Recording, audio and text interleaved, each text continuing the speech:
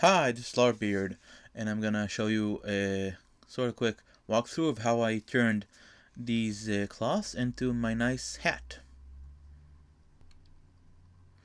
Okay, so here I start. I'm making strips. These are the basic strips that make about a third of the hat. And I'm taking this. I'm using cotton canvas. You should be using wool for a proper medieval hat or Renaissance hat, but this is what I had, and it's gonna be hot in Bico, so I said cotton's okay. Now you can see I'm ripping through because it's strong fabric, and you can usually just rip along the threads of most fabrics you use. And since I'll be sewing and folding these over, the little kinks I get when you pull the threads aren't really a concern. And beyond that, using the edge of the table right here to just iron out those little pulls. So this is pretty simple, and I've been totally winging it as I go along. I couldn't find any good tutorials with the materials I had. Most of the hats require some sort of base. I didn't have that, so I just wing it. So I took these straps. These are about 10 or 12 centimeters, or that's, I think, about 4 or 5 inches wide, both white and green. These are colors that I chose for my outfit because they go with my guild color in my house in Order Servie in Bicolline. So I made myself about 8 of these straps. Lengthwise, I just took the whole length. I think that's a meter 20 and a meter 40, depends on which one. And here I lay them out and notice a tiny difference between the two bands. So let's average it out, fold it in half, and cut it. This way I'll have I made straps to cut out, and then I cut each one into 2, so eventually I've had 8 straps. Pretty simple. Like, this is really basic stuff. You can do it. I could have done it, so you surely can.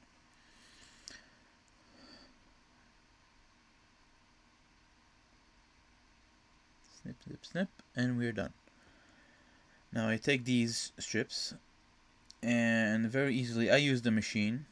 So if you don't have one, you can do this all by hand. It will take you longer, but as you can see, make a nice layout of them. You just sew them both on the sides, twist them up inside out, take them out. Here I took a nice round form. This is actually our dog food lid. Dog food. It came out to be the same size as the star I made. Make two round pieces. I cut out simply. This is before I got my good pair of scissors, so it took me a bit longer. But cutting a circle is easy enough when it's not attached to anything. Hey, by the way, I used chalk, white chalk, so you can't really see it here, but you can see it up close in person. I took these two shapes, and I was toying around with the idea of either making them top green, bottom white, or even mixing it up. You'll see in a few seconds, you'll see what I decided to do. I went on a more complex route, but I'm really happy it came out, so you should do it too. Now, the important thing is, when you cut it up, here this is me fitting. Important thing is when you cut it up, you make sure they align right. You don't replace the parts, and just make sure they stay the same. And if you cut them, I'll show you. You'll see right now. I'm cutting it in half and then half again. You will not cut it exactly straight. No way, unless you're using machines. And I'm not using machine. I'm using a bad pair of scissors. See, I'll fold it out after I've cut it, and just replace the top with the bottom without moving them around the circle. That way I have maximum compatibility. Okay, there we go. Switch around our pie, and then we go to sewing. Now in sewing these, I take first I take just a pair of adjacent triangles or pie slices. run them up the machine, up and down, very simply from the center out. I do this twice, and then I'll connect two halves together. Now you gotta make sure you're doing it in the right order, because you want to have the seams facing either the inside, all of them facing inside, or all of them facing outside. And when you put it all together, you'll be able to make it so that all the nice edges are outside. And here I'm just showing you that I'm not that great at sewing, and I have to rethread it every once in a while. Yes, I'm not using any tools, I'm just using my eye and a stable hand. And sometimes you gotta recut the thread to make sure it has a nice flat edge that doesn't fray when you're trying to put it through the pinhole. That's a very important tip I learned. You gotta cut it again and again. And again, just to make sure it has a flat end and I can do it properly.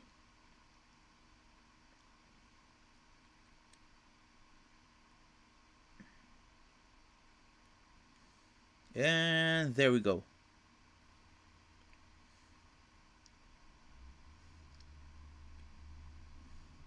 Now I'm going to connect these two. Now when you're going through where the seams are, you might want to go a bit slower and make sure your machine can handle it. I know mine can, and most machines could handle it, but just be careful around that area. That's where you can easily break a needle.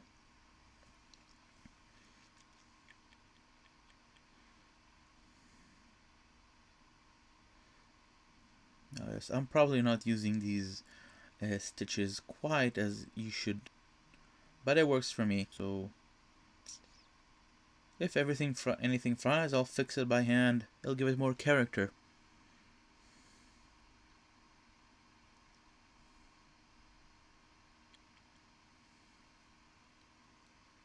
And go back and forth just to seal up the end.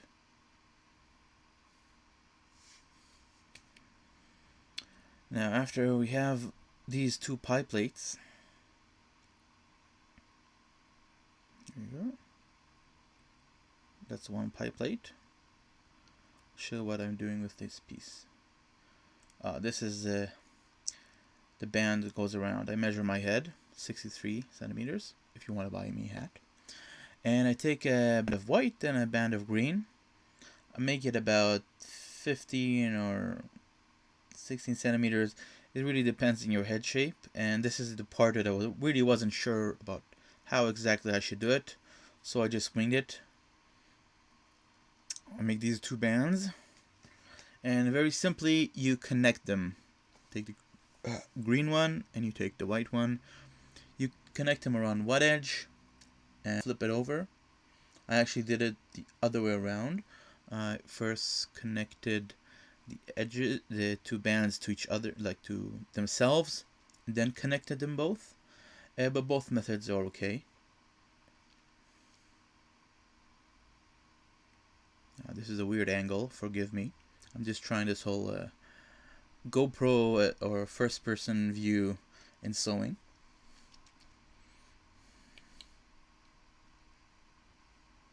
Here, this is me attaching the white band to itself to make a nice hoop.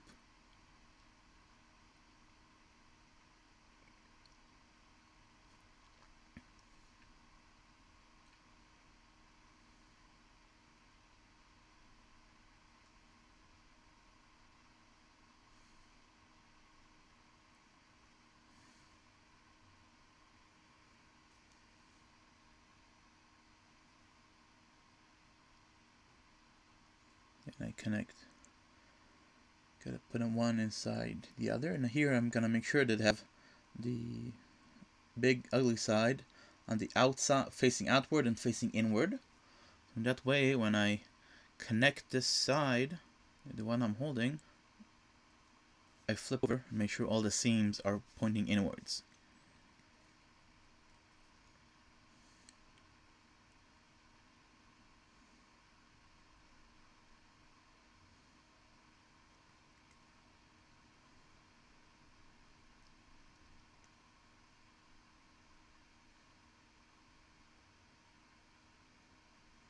again, I have these big seams. I'm just trying to make sure nothing explodes on me when I run it through. And go.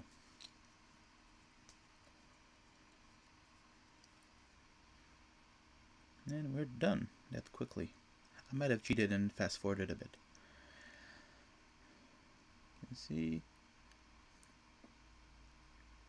Now here I am folding and cutting off the inner part of one of the pie plates. You just fold it up to 4 times and cut off the corner. I didn't really measure it, but it's about 3 inches, or sorry, 1.5 inches of the center. And you get a nice little round thing. You'll save it for later, and a nice hole.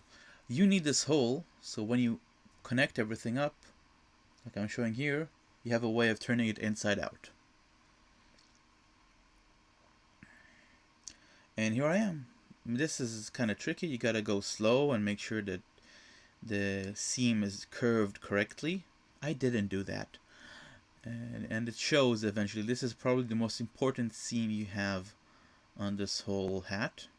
Don't rush it like I did. And I think I have to replace the wire, the string a few times here. Eventually you get this pita bread type construction. Or almost like a beach ball if you fill it up. And that you gotta turn inside out. I'll show it in a second. Yeah, I already turned it inside out, and here I'm measuring how long I want these bands I made at the beginning.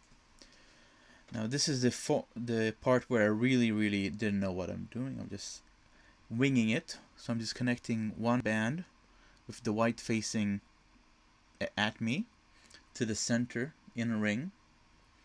And because you have 8 of those and you want to make sure you have them positioned right, what I do is connect one and then connect the other one right across it on the other side of the hole. And then at 90 degrees, so that's just in between the 2 I've already put down there. And so on, I put up more, either halves and then quarters of where I've put. And eventually this green and white jellyfish construction with a big orb or disc on the top and 8 little strands coming out the bottom.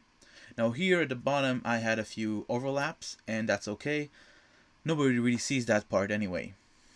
Not when you're wearing the hat properly.